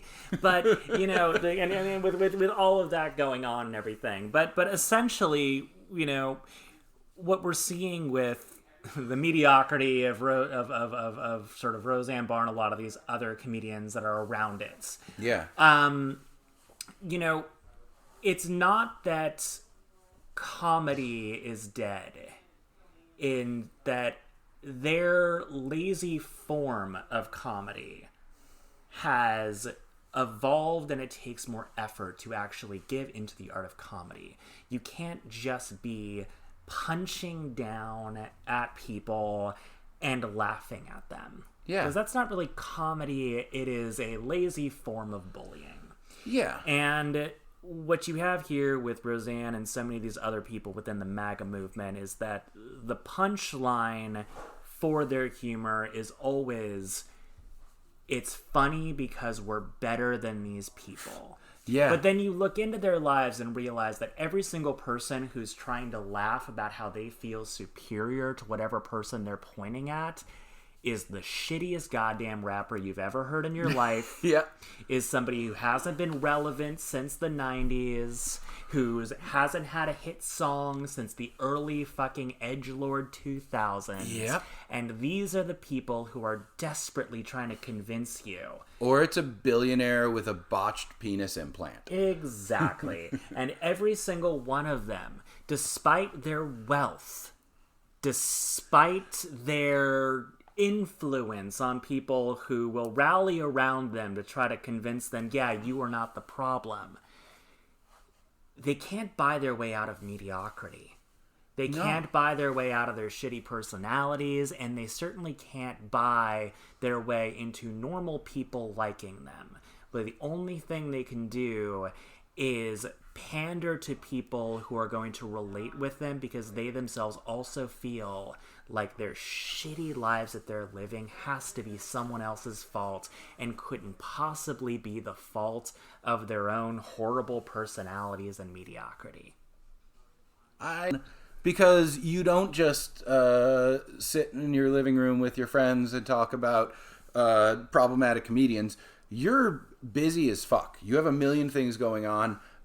If I tried to mention all of the things that you have to plug, I know I would miss them. But what do you plug your pluggables, please? Of course. Where can people find you? More than likely, if you're following me from my page, you definitely know about Hell of a Boss. I voiced a character named Sally Mae on Hell of a Boss. Yeah. We just finished our second season. It's all available on YouTube, so be sure to check that out.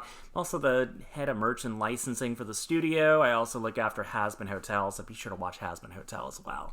On the acting side, you can always find me collaborating with brilliant comedian Brandon Rogers on his various series on YouTube. You can see me as Claire Atlas on Class Acts. You can see me in an upcoming video that's going to be released, I believe, this weekend, called Don't Touch My Spacesuit. All right. Which I'm very excited to continue on, and many other sketch comedy from that. I'm also going to be performing a lot more stand-up this year, so be sure to follow me on all my socials. It's Morgana Ignis pretty much everywhere. All right. Morgana, thank you again. This has really been great. Everybody else, please be sure to do the thing where you like and you subscribe and you click and you comment and all that. Thanks for listening, and we'll be back in a couple of weeks with another episode of Comedians in Cardigans.